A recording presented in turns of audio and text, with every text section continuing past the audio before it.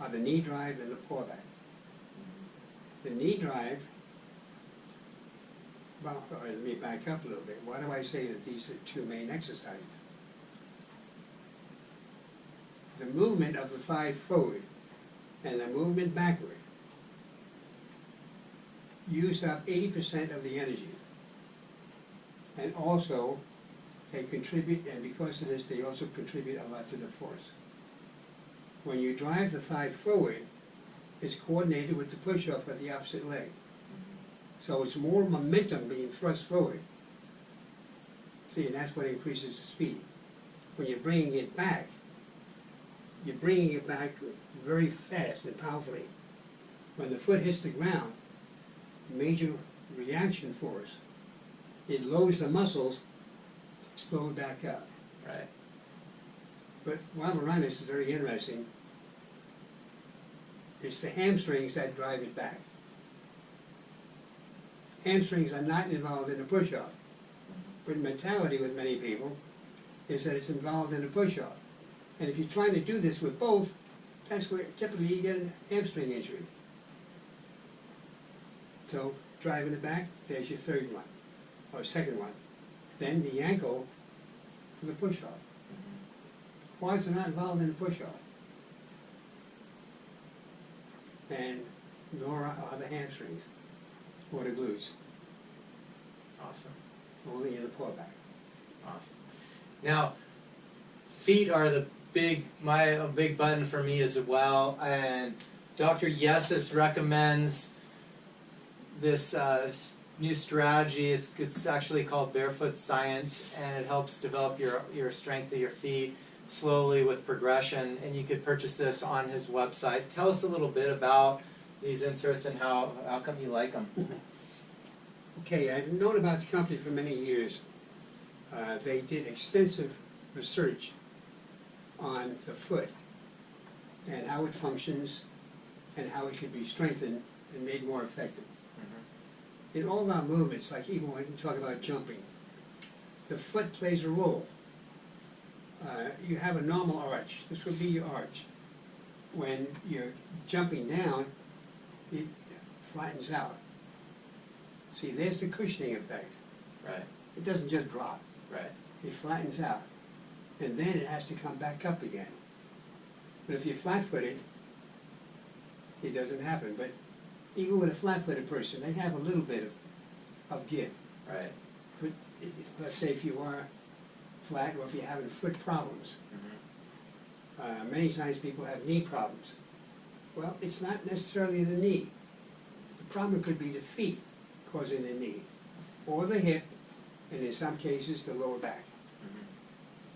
So all three involved. So when I saw this research, and I was working with them a little bit on it as a consultant, I was very familiar with it. And I, of course, would wear them. And it was the only piece of equipment that I saw that can strengthen the muscles of the arch and the whole foot just from wearing the insoles in daily walking and running. Because underneath they have an insert, a little dome, and you put a little insert in, and you can feel it when you step down. And as it steps down and you're coming back up again, they're resilient. You're developing strength of the arch. And it's progressive. You go to the next insert, as you get used to each one. And this is what develops the strength. Eventually, your foot's going to be up here. And when it compresses, it's going to have a little resiliency to it. It functions normally.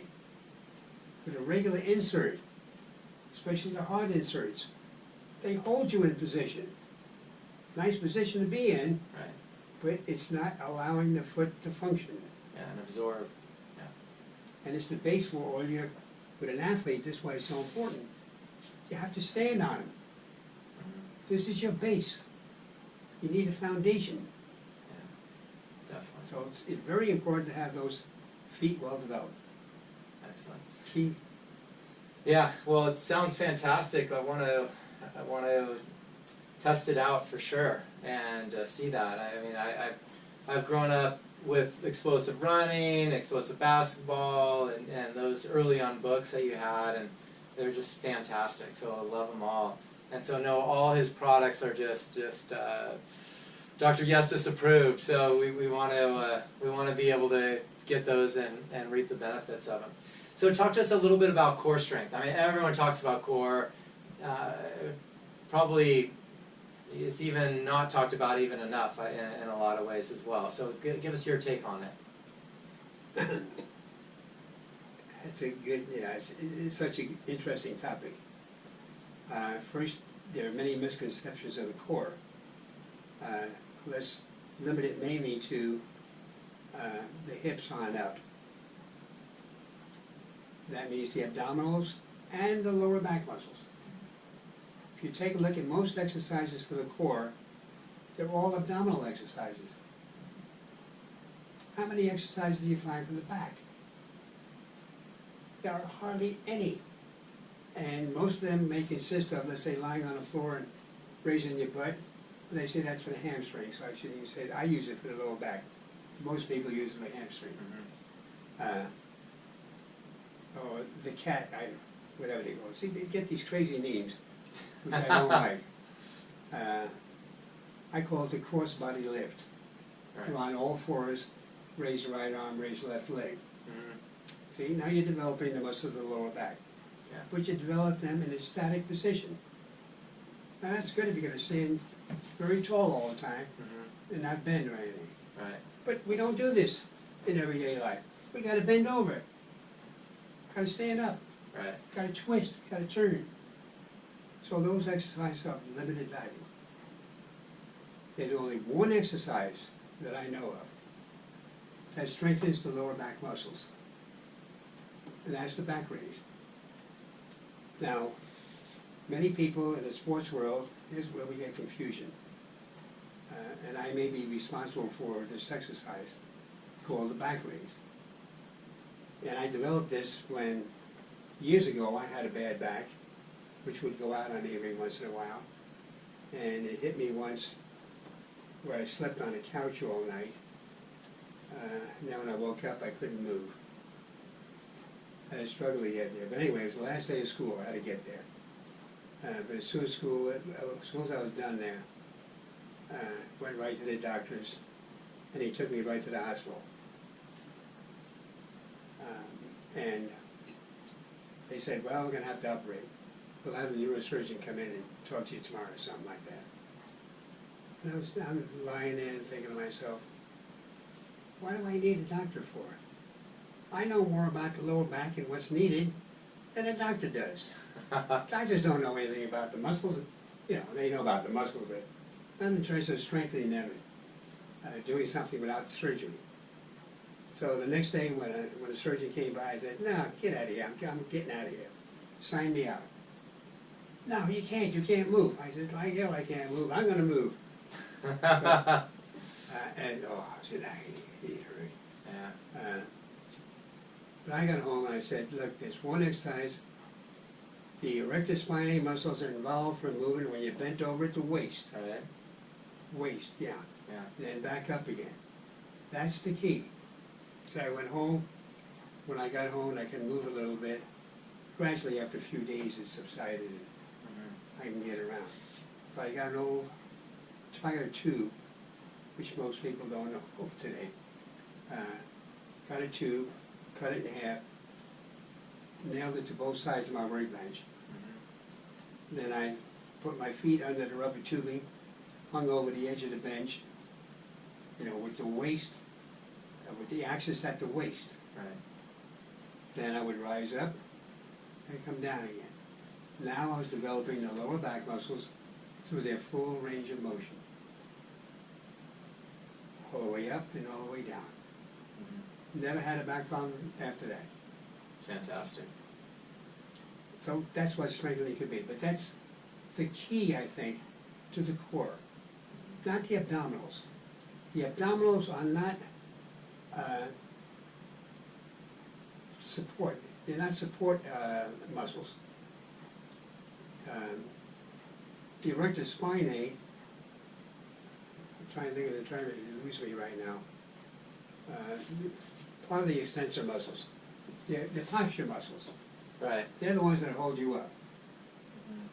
Abdominals do not hold you up, they drag you down. Yeah. But we still need them kind of complemented also for movement. But then there's also another exercise for the lower back. And that's the back raise, and once you're up and holding, twist, turn. Just the same thing with the abdominals. This is what's usually lacking. Everybody wants to do sit-ups or reverse sit-ups, or today do the plank. Plank is only abdominal. It's static. So unless you're going to hold those abdominals in and walk around this way, you're not even going to be able to breathe or breathe well. Yeah. So it's going to get them stronger isometrically, but that's not very functional. Right. So the most important abdominal exercise are the obliques, that rotational movement. Most of our movements where you get injured or whatever is when you rotate, even if it's a little bit. How many people say, well, I was bending over to tie my shoe, and I bent over a little bit, and there it went, my back went out. Well, it's the rotation. Now, on injuries, let's cover just a couple areas. I think you just covered the back. Let's cover knees and ACL injuries specifically, and then let's just cover shoulders. What are your two favorite exercises for ACL injury prevention, knee injuries, and then also for shoulder injuries as well? All right, on the ACL, I'm going to have to go back to what I said almost at the beginning. You have to teach them technique. You have to learn how to land when you're jumping. You have to learn how to make a cutting action, how to move. Right. And if you don't have this, they're always going to be injured. See, it happens mainly with girls, high school girls, although quite a few collegiate girls get it too. Because they don't have the extensive background of most men. See, the boys are always playing sports all the time. Women are typically playing with their dolls, and it's not a put down.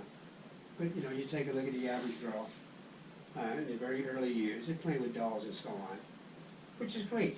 I'm not criticizing that. But they don't have the backgrounds that boys do with activity. It's changing, but still wide gap. So with the ACL, see, there's your technique, skill execution, then the strengthening. And one of the best exercises is the hip abduction. See, it's when you have, okay, not the ACL, I was thinking of medial and collateral ligaments. That's also popular. But you have to strengthen all those structures around the knee. Doing squats only develops the quads. Right. But you need the hamstrings. And you need the hamstrings at the hip joint and knee joint. Most people think of the hamstring as only doing knee curls. That's not enough. You have to do hip extension. Or hip extension together with the knee curl. Right. So these are the exercises that I do for them. Spend a lot of time teaching skills, then the exercise. Excellent. Then for the shoulder, probably the most unique, get away from doing lateral arm raises to the horizontal position. See, most people always stop over here. Well, how about going way overhead? Right. See? And I think this is why they get jammed up after a while. Raise the arm, okay, that's it. And a heavy weight, and eventually, it's getting even lower. Yeah. So full range of motion exercises. Yeah, you can do these every once in a while, but it's not going to help your sports. Right. And what's interesting, going all the way up over your head, you're getting the entire deltoid actually gets more development above the range rather than from here to here. So that's the key. Same thing with front arm raises, side arm raises, and really doing, and also rotation. I have a piece of equipment called the strength bar. Rotate. gotta get that rotator cuff strengthened. Right. Excellent. Yeah, and then rotate in here. So I do it at different positions. Okay, so now Dr. Toby has is just amazing as well, and we've been blessed to have him as a go-to guy for many years, and he's so electric in muscle testing and can really help out. Talk to us a little bit about what you would recommend for a young individual, or actually anyone, corporate, what have you, that wanted to optimize their health and nutrition-wise, and how that type of nutrition has, in his practice, has really helped you. The nutrition is very specific.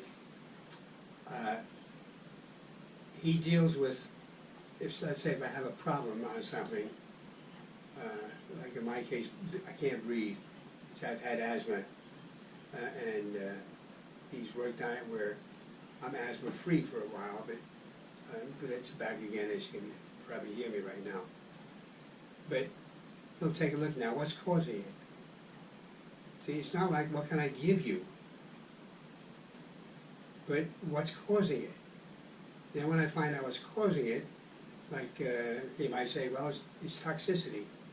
You have too much toxicity built up, your body's not getting rid of some of the waste products you've had with some of the medicines you've been taking or whatever, like over the years. Your body's trying to get rid of them. So then he'll give me a nutrient that'll help, let's say, my kidney or liver or lymphatic system to get rid of the overload that they're experiencing. Right. Treating the cause, not the symptom. Right. Fantastic. And he does it in a very unique ways by looking at the spine, knowing what's involved there, and then how it's affecting the different organs and so on. Mm-hmm. Complex. I don't want to get into describing what he does. Right. You have to see him, and he'll describe it. Yeah. And then how about nutrition-wise, food-wise, intake-wise? Clean eating, organic, non-GMO? All of those. Imagine that! No, I don't know if you noticed outside I have a big garden. Beautiful organic garden, yeah. And anybody who tells me that, oh, there's no different nutritionally from organic and non-organic, so you don't